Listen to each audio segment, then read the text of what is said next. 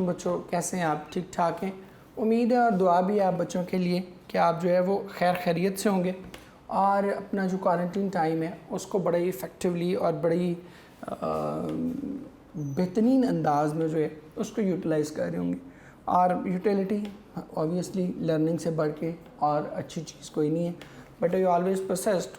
पिछले 1-2 लेक्चर्स में भी हमने बात की कि कुछ एक्स्ट्रा भी करें जो आपके अपनी थोड़ी ज़ात के लिए एक सेटिस्फाइंग चीज़ हो। यू मस्ट डू समथिंग, कोई ऐसी हॉबी डेवलप कर लें, कुछ लर्निंग स्किल अपने ऐसा डेवलप कर लें, लाइफ स्किल्स की तरफ चले जाएँ। मसलन मैं एक एग्ज़ाम्पल दे रहा हूँ कि इस टाइम में, इस क्वारंटीन टाइम में अगर आप कुछ भी ना करें, आप सिर्फ इतना ही कर लें ना कि आप अपनी सपोज़ कोई एक कोर वैल्यू डेवलप कर लें। मसलन मैंने डिसिप्लिन सीखना है, मैंने इन 2 महीनों में डिसिप्लिन हो जाना है। मसलन बहुत से बच्चे, कुछ ऐसे बच्चे भी होंगे डेफिनेटली जो 20 होंगे, ठीक है, कोई मतलब मोटापे की तरफ माइल होंगे। वो एक अपने लिए टारगेट बना लें कि जी मैंने अपने आप को क्या करना है, फिट रखना है, ठीक है। और जो भी आपके कोई बच्चे होंगे ऐसे जो शाय होंगे, जो बात करने से घबराते होंगे, वो अपने लिए टारगेट सेट कर सकते हैं कि मैंने इस टाइम में जो है वो क्या करना है, अपनी जो शाइनेस है इसको ख़त्म करना है, मैंने अपना कॉन्फिडेंस लेवल जो है उसको ठीक करना है।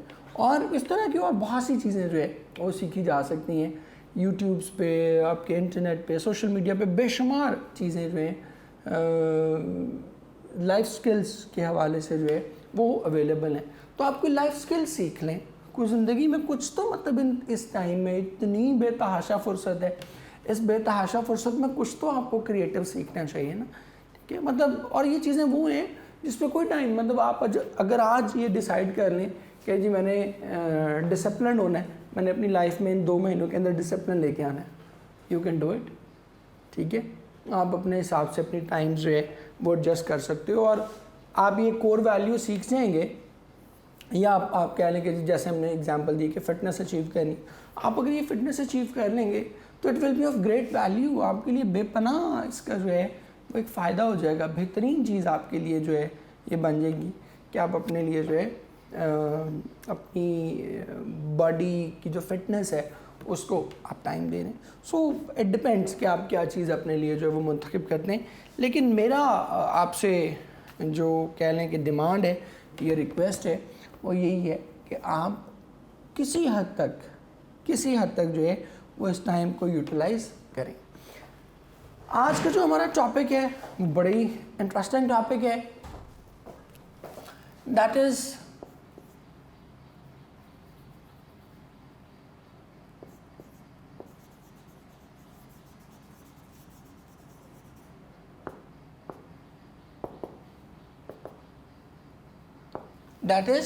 पंक्चुएशन। पंक्चुएशन बड़ा ही एक वाइटल टॉपिक है और हमारे लिए बड़ा ही इम्पॉर्टेंट है। पंक्चुएशन क्या होती है? ये डिफरेंट कह लें कि टूल्स का एक मजमूआ है, ठीक है, और आप इसको यूटिलाइज करते हैं basically to create an impact, कि आप अपने जो लहजा है, अपनी जो टोन है, ठीक है, उसको एलैबोरेट करने के लिए, उसको ज़्यादा वाज़ेह अंदाज में जो है वो बयान करने के लिए, ज़्यादा वाज़ेह अंदाज में एक एक्सप्रेस करने के लिए जो है वो आप इसको यूटिलाइज़ कर दें। इसके बाद एक और आपको चीज़ बता दूं, ये वर्ड एक लैटिन वर्ड है।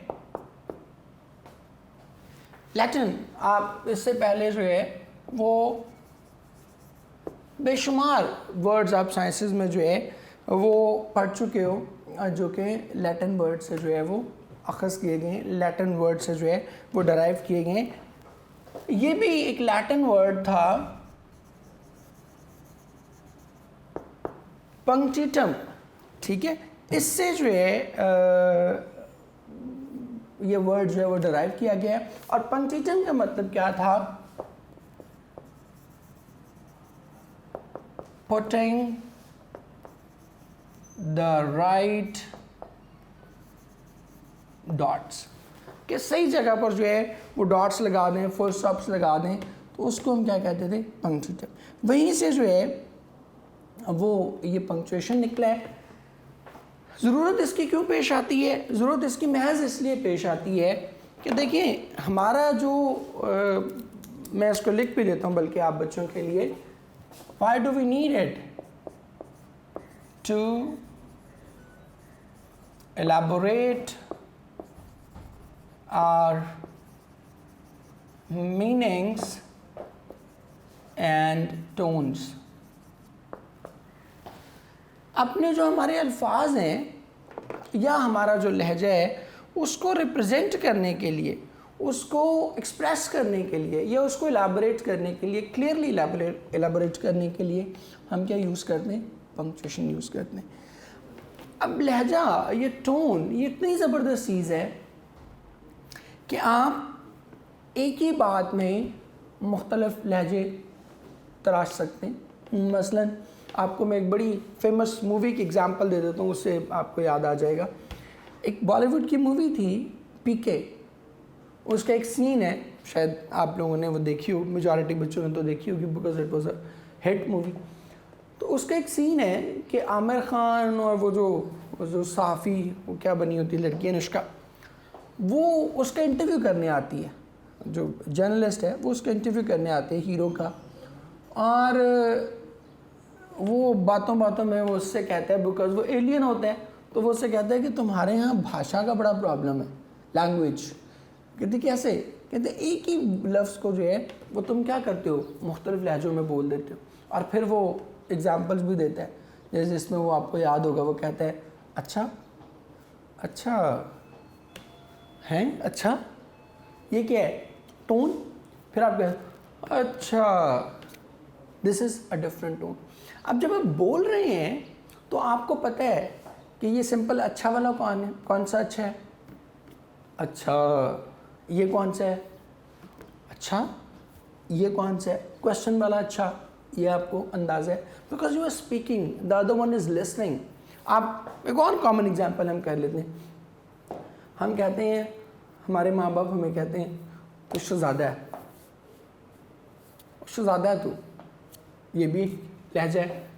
एक हमारे दोस्त कहते हैं शहज़ादा ही है तू, मीनिंग वर्ड्स बिल्कुल वही हैं, लेकिन उसका मतलब क्या था, जो माँ बाप कह रहे थे उसका मतलब क्या था, you are a great person. और ये जो कह रहे हैं इसका मतलब क्या है, इसका मतलब है कि you are a foolish person, ठीक है, वर्थलेस पर्सन, बेकार आदमी है। इसीलिए हम इसको हम क्या यूज़ करते हैं, इसको नेगेटिवली यूज़ करते हैं। फिर एक और एग्जांपल हम कर लेते हैं, हम कहते हैं, इसी को ही ले लें, हम कहते हैं बहुत अच्छे, इसका मतलब क्या है, वेरी गुड। एक हम कहते हैं बहुत अच्छे, इसका मतलब क्या है, बहुत फजूल, क्योंकि कोई हमाकत कर देता है, कोई फजूल हरकत कर देता है, हम उसके जवाब में कहते हैं बहुत अच्छे। अब इस बहुत अच्छे का मतलब क्या है, पॉजिटिव नहीं है, इसका मतलब नेगेटिव है। लेकिन यहाँ पर जो इन्फॉर्मेशन हमें दी जा रही है वो सारी ऑडिबल है, हम सुन सकते हैं। जब हमारे पास कोई लिखी हुई चीज़ आती है तो हमें नहीं पता चलता कि ये कौन से वाला बहुत अच्छे है, ये पॉजिटिव वाला है, ये नेगेटिव वाला है, ठीक है। ये जब हमें कहा गया तू शहज़ादा है, शहज़ादा है तू, तो ये पॉजिटिव वाला कहा गया या नेगेटिव वाला। तो इसके लिए फिर हमें क्या करना होता है, इसके लिए हमें पंक्चुएशन की ज़रूरत पड़ती है। कुछ एग्जाम्पल्स आपके साथ, बच्चों के साथ शेयर करता जाता हूँ।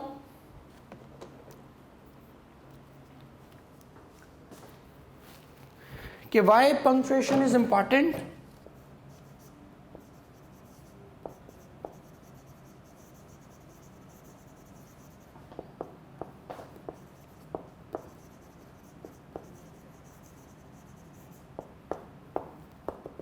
पहला सवाल तो ये है कि पंक्चुएशन जो है आखिर आपके सिलेबस में शामिल क्यों की गई है, why it is so important to include punctuation. वजह क्या थी, इसकी रीज़न क्या है। उसकी रीज़न मैंने अभी आपको एक्सप्लेन की कि हम लिखी हुई तहरीर में जो रिटन फॉर्म में हमारे पास मौजूद है उसमें लहजा, उसमें मीनिंग, उसमें टोन हम आइडेंटिफाई नहीं कर सकते। इवन समटाइम तो उसके मीनिंग भी जो है वो आइडेंटिफाई नहीं होते। मसलन मैं आपके सामने दो एग्जांपल्स लिख रहा हूँ। हम कहते हैं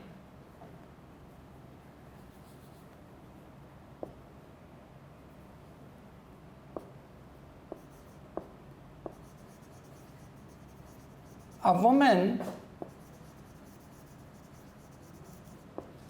without her man is nothing। ठीक है, आप बेटियों ने नाराज़ नहीं हो जाना इस पे कि सर ये क्या लिख दिया। अभी इसका काउंटर भी आर्ग्यूमेंट आएगा, और जब काउंटर आर्ग्यूमेंट आएगा तो आप बेटों ने नाराज़ नहीं होना। ठीक है, हम सिर्फ पंक्चुएशन की एग्जांपल कह रहे हैं, कोई हम किसी जेंडर को ना हिट नहीं कर रहे। A woman without a man is nothing, कि खातून जो है वो अपने मर्द के बगैर कुछ नहीं है। यहाँ पर हमने कॉमा कहाँ लगाया है, पॉज कहाँ ले रहे हैं? A woman without a man is nothing, कि खातून अपने मर्द के बगैर जो है वो कुछ भी नहीं है। इसी को मैं यूं भी कह सकता हूं कि a woman colon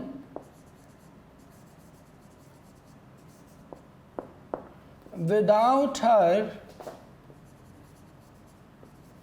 man is nothing. अब इसका मतलब क्या होगा? टोटली उलट जाएगा। या हम क्या कह रहे थे? Women without a man is nothing, कि खातून अपने मर्द के बगैर कुछ नहीं है।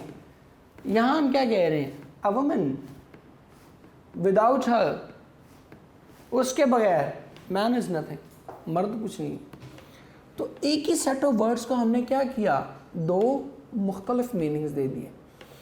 अब हमें कैसे पता चलेगा? अगर मैं ये पंक्चुएशन हटा दूँ तो हमें कैसे पता चलेगा कि वो क्या कहना चाह रहा है?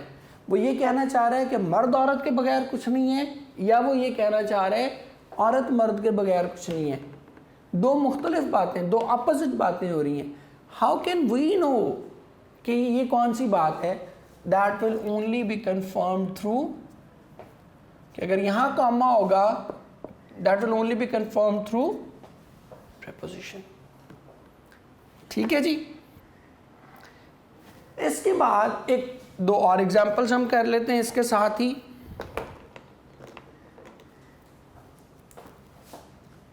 हम कहते हैं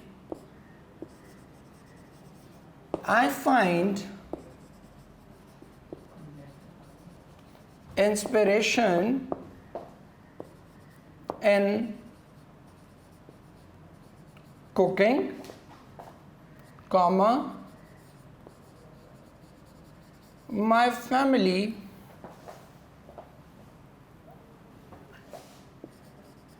and friends, कि मुझे किस चीज़ में खुशी मिलती है? कुकिंग करके, अपनी फैमिली के साथ और अपने फ्रेंड्स के साथ। एक ये मीनिंग है। इसी का मीनिंग आप देखिएगा कैसे, एक कॉमा सिर्फ हटाऊंगा, हम कहेंगे आई फाइंड इंस्पिरेशन इन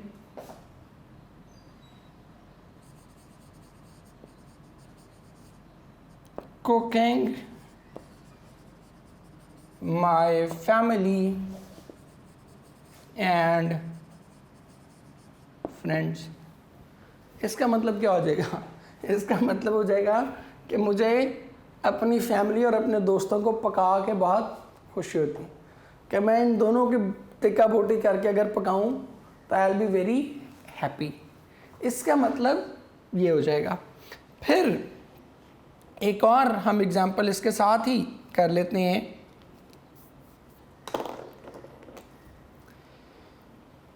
हम कहते हैं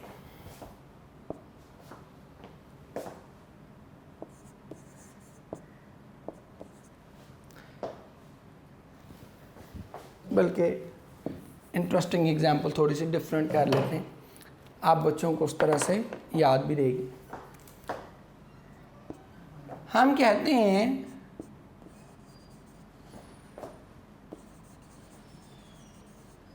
आई एम सॉरी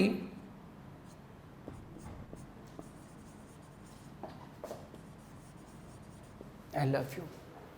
इसका मतलब क्या है? इसका मतलब है कि आप क्या करते हैं, आप बुनियादी तौर पर कह रही हैं कि मुझे माफ़ कर दो, मैं तुमसे बहुत मोहब्बत करता हूँ। ये जो कॉलन है, सेमी कॉलन है, इसका पॉज है ये कि I am sorry I love you, कि मुझे माफ़ कर दो, मैं तुमसे बहुत प्यार करता हूँ। इसी को आप यूँ भी कह सकते हैं, आप देखिएगा I am sorry I love you. इसका मतलब पता है क्या बनेगा कि मेरे तो नसीब सड़ गए, मैं तो उससे प्यार करता हूँ, मुझे अफसोस है। इसका मतलब क्या होगा? I feel sorry, I am sorry, मुझे अफसोस है कि मैं क्या करता हूँ, तेरे जैसे घटिया आदमी से प्यार करता हूँ। ठीक है, तो इसका मतलब आप देख लें कि सेम सेट ऑफ वर्ड्स है, लेकिन मीनिंग्स क्या हैं? मीनिंग्स दोनों के फ़र्क है। फिर एक जुमला हम और करके उसको वाइंड अप करते हैं। हम कहते हैं there is a man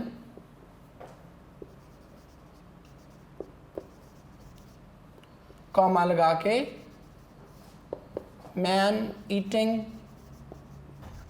chicken, कि वहाँ बैठा एक शख्स जो है वो क्या कर रहा है?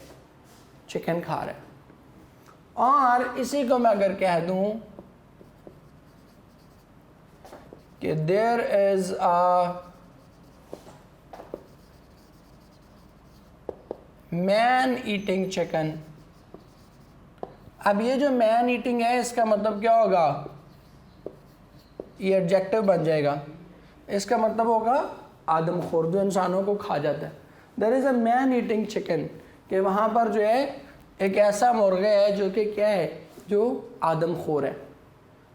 ठीक है, तो अब ये देखते जाएं कि अगर हम यहाँ पे हाइफन लगाएंगे तो मतलब क्या है, कॉमा लगा देंगे तो मतलब बिल्कुल डिफरेंट हो जाएगा।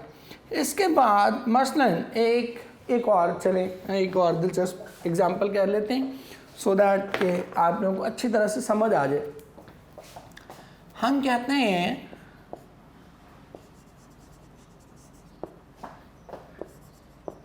I want to thanks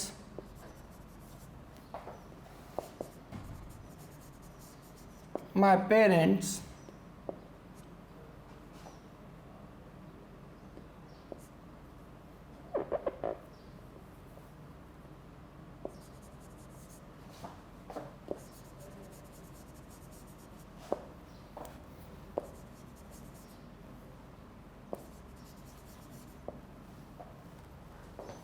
I want to thank my parents. I want to thank my parents, my friends and God. ठीक है, अब इसी को अगर आप कॉमा एक हटा दें और यूँ कहें कि I want to thank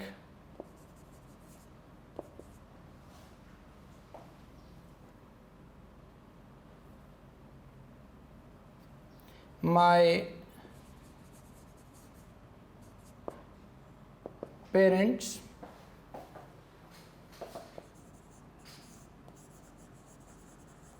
my friends and God. खुदा न खास्ता अल्लाह माफ़ फरमाए। अब इसका मतलब क्या बनेगा कि मैं अपने वालिदैन का शुक्र अदा करना चाहता हूँ, अपने दोस्तों का और अल्लाह का। ठीक हो गया जी। और दूसरे वाले जो है ये वाला, इसका क्या मतलब होगा कि मैं अपने वालिदैन का शुक्र अदा करना चाहता हूँ और ख़ुदा न खास्ता मेरे वालिदैन कौन है? ये वालिदैन को एक्सप्लेन कर रहे हैं कि who are my parents, my friends and नाउज़ बिल्ला गॉड। ठीक है, तो ये फ़र्क है पंक्चुएशन का कि किस तरह से आप छोटी सी चीज़ आप चेंज करते हैं। एक चलें और एक एग्जांपल और कर लेते हैं हम कहते हैं लेट्स ईट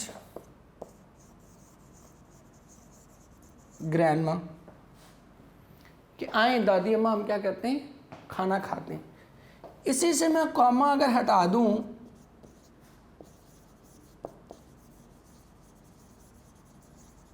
तो इसका मतलब पता क्या बनेगा, क्या हो, दादी अम्मा को खाते हैं। बिल्कुल मीनिंग जो है वो क्या आ जाएगा, that will be a completely different meaning. बिल्कुल हम उसको जो है वो क्या करेंगे, हट के बड़ा डिफरेंट मीनिंग जो है हम उसका बना देंगे। So this is why punctuation is so important. मैं हमेशा, मेरी कोशिश होती है कि जब भी हम पंक्चुएशन करें तो उससे पहले आप लोगों को ये पता हो कि पंक्चुएशन बुनियादी तौर पे है क्या, या उस पंक्चुएशन की बेसिकली ज़रूरत क्या है। क्योंकि अगर आपको उसकी ज़रूरत पता नहीं है, अगर आपको उसकी नीड पता नहीं है, तो फिर आप जो मर्ज़ी करते रहें, पंक्चुएशन जो है उसका जो कह लें कि कॉन्सेप्ट है वो कभी भी आपके जहन में क्लियर नहीं होगा। ठीक हो गया मेरे बच्चे। सो आज के लिए हम अभी इनिशियली पंक्चुएशन में हम इतना ही करेंगे, या आज हम उसकी थोड़ी सी टाइप्स जो है वो डिस्कस कर लेते हैं कि पंक्चुएशन की टाइप्स जो हैं वो क्या क्या हैं। नंबर 1 पे आपके कैपिटल लेटर्स हैं, ये आपने डिसाइड करना होता है कि कहाँ इस्तेमाल करने हैं। दूसरे नंबर पर जो इम्पॉर्टेंट चीज़ है दैट इज़ कॉमा, कॉमा कहाँ इस्तेमाल होना होता है। इसके बाद आपका आता है सेमीकॉलन, सेमीकॉलन जो है वो आपने कहाँ यूज़ करना है। इसके बाद आपका आता है जी कॉलन, कॉलन आपने कहाँ यूज़ करना है। इसके बाद फिर आपका आता है फुल स्टॉप, कि फुल स्टॉप आपको कहाँ यूज़ करना है। नंबर 6 पे आता है साइन ऑफ इंटरोगेशन, या आप इसको ये करने की बजाय आप सिंपल इसके लिए लिख लें क्वेश्चन मार्क। नंबर 7 पर आपके जो है वो आता है जी एपोस्ट्रॉफी। नंबर 8 पर आपके लिए जी साइन ऑफ एक्सक्लेमेशन। नंबर 9 पर जो आपके है टूल वो क्या है जी, ब्रैकेट्स, पैरेंथेसिस भी कहते हैं इन्हें। और नंबर 10 पर दैट इज डैश। नंबर 11 पर आपके आते हैं इन्वर्टेड कॉमास, ये बड़े आपके लिए इम्पॉर्टेंट होते हैं। इसके बाद आपके नंबर 12 पर आपका आता है हाइफन, और इसके बाद आपका 3 डॉट्स,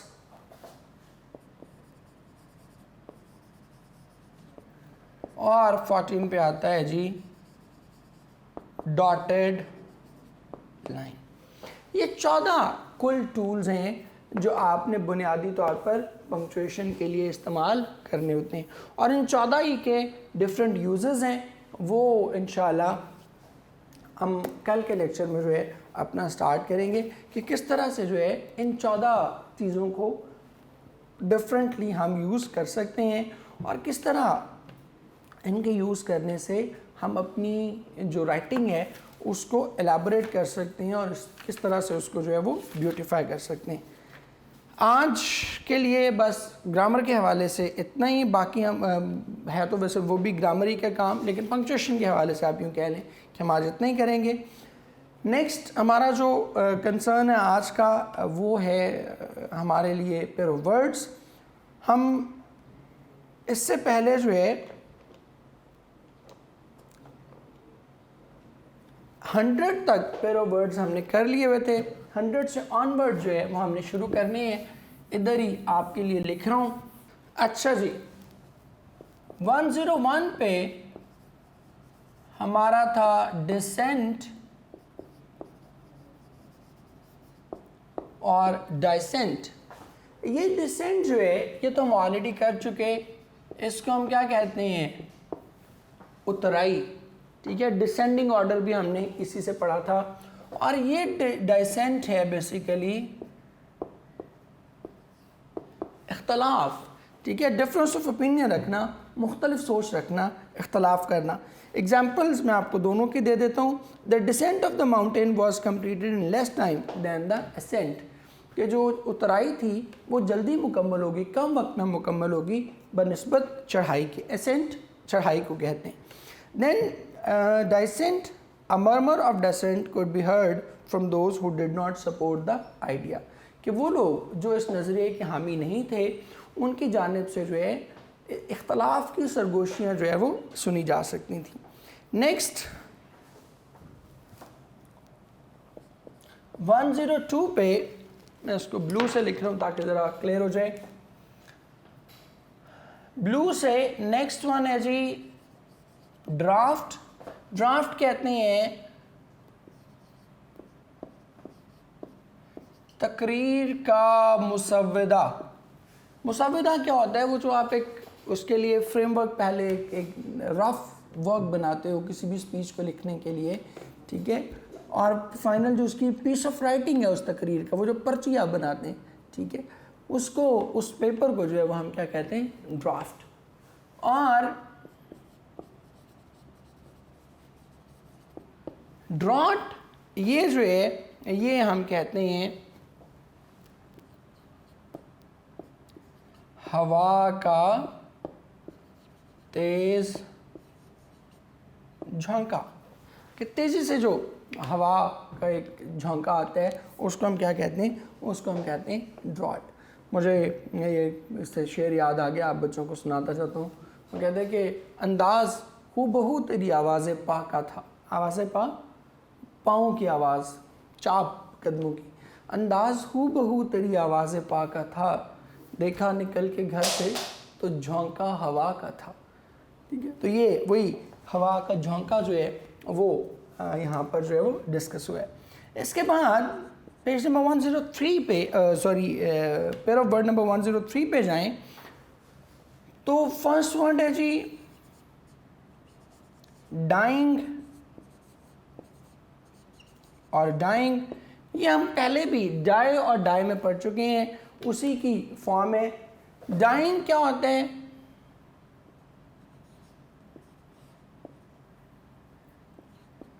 बहालत नज़ा करीबुल मर्ग, मौत की कैफियत तारी होती है, तो उसको हम क्या कहते हैं, उसको कहते हैं dying. He was dying of thirst, प्यास के मारे क्या था, मरने वाला था।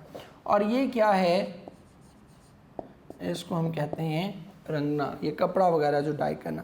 The poor man is dying of cancer, कि वो कैंसर के हाथों मर रहा है। And she is dying her dress red, कि वो अपने लिबास को क्या कर रही है, सुर्ख रंग जो है वो कर रही है। इसके बाद 104 पे एल्डर और ओल्डर। अच्छा, अब ये अमूमन आपको ये बताया या सिखाया समझाया जाता है कि एल्डर जो है वो लिविंग थिंग्स के लिए होता है और ओल्डर नॉन लिविंग। नहीं, ऐसा नहीं है। ओल्डर लिविंग थिंग्स और नॉन लिविंग दोनों के लिए होता है, जबकि एल्डर जो है वो सिर्फ लिविंग के लिए होता है। एक तो ये फ़र्क है। दूसरा फ़र्क ये है कि एल्डर हम यूज़ करते हैं ख़ानदानी रिश्तों के लिए, ख़ानदान में सबसे बड़ा भाई बहन, उनके लिए हम क्या यूज़ करेंगे, एल्डर। और ओल्डर क्या करेंगे, जो आम ताल्लुकात हैं या उम्र में जो बड़ा शख्स है उसके लिए। ठीक है, एग्जाम्पल देख लें, he is older than I. अब ओल्डर है, ही और आई का आपस में कोई खूनी ब्लड रिलेशन नहीं है।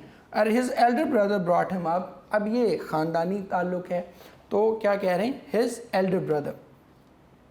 देन नेक्स्ट वन 105,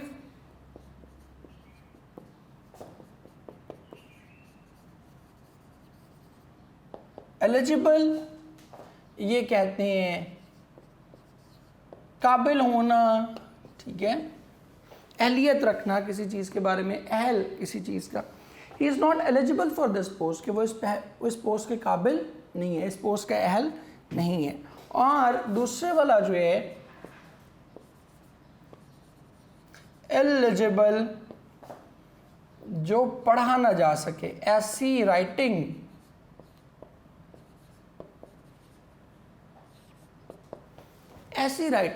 जो कि किसी भी सूरत में जो है वो पढ़ी ना जा सके, इसको हम कहते हैं एलिजिबल।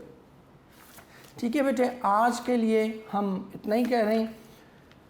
कल इंशाअल्लाह आपके साथ जो है वो फिर मुलाकात होगी, और जो चीज़ें हमारी पंक्चुएशन के हवाले से आज हमने काफ़ी डिटेल में चीज़ें कर ली, कल इंशाअल्लाह फिर दोबारा से जो है पंक्चुएशन को यहीं से पिकअप करेंगे, और हम पंक्चुएशन को बड़ा डिफरेंटली पढ़ेंगे। हम उसको चार्ट्स बना के करेंगे, सो दैट कि वो एक चार्ट में आपके पास सारे उसके यूजेस जो हैं वो आ जाए। मेरी ख्वाहिश और कोशिश ये होती है कि ख़ास तौर पे जो ग्रामर का काम है, इससे पहले भी आपने देखा कि ग्रामर का काम हम बड़ा इनोवेटिव अंदाज में करते हैं, बड़ा डिफरेंटली, बड़ा डिटेल से कॉन्सेप्चुअल अंदाज के साथ करते हैं। यही वजह है कि आज मैंने 15-20 मिनट, बल्कि शायद 25 मिनट के करीब जो है वो आपको जस्ट ये समझाया है कि why do we need punctuation, punctuation की आखिर ज़रूरत क्या है। क्योंकि अगर ये हमें पता होगा तो only then we shall be able to respond, फिर ही हम उस पंक्चुएशन को कर पाएंगे, अदरवाइज़ हमारे लिए उस पंक्चुएशन को मैनेज करना पॉसिबल नहीं रहेगा। ठीक है, सो कल जब हम पंक्चुएशन का अपना फर्दर लेक्चर कर रहे होंगे तो उसमें भी आपको ये बड़ा क्लियरली फील होगा कि हम चीज़ों को बड़े ही डिफरेंटली, बड़े ही एक यूनिक में रहते हुए यूनिक अंदाज से जो है वो इंशाल्लाह हम चीज़ों को करेंगे, so that it both becomes enjoyable and memorable. क्योंकि आपने पंक्चुएशन या कोई भी ग्रामर का टॉपिक जो होता है वो थोड़ा एक आप कह रहे हैं कि ड्राई होता है, आपके लिए समझना उसको जो है वो क्या होता है, थोड़ा मुश्किल होता है। सो मेरी कोशिश यही रहेगी कल और परसों के इंशाल्लाह लेक्चर में कि ये टॉपिक दोनों ही पंक्चुएशन के ये आपके लिए एंजॉयबल भी रहें और मेमोरेबल भी रहें, क्योंकि ये दोनों ही चीज़ें at the same time ensure करना हमारे लिए बहुत इम्पॉर्टेंट है। that our learning should both be enjoyable as well as memorable। ठीक है बेटे, इसके साथ ही हम आज का अपना लेक्चर जो है वो वाइंड अप करते हैं। कल आप बच्चों से जो है वो फिर मुलाकात होगी। इसी तरह इंशाल्लाह हंसते मुस्कुराते रहें, खुश रहें। बहुत शुक्रिया बेटे।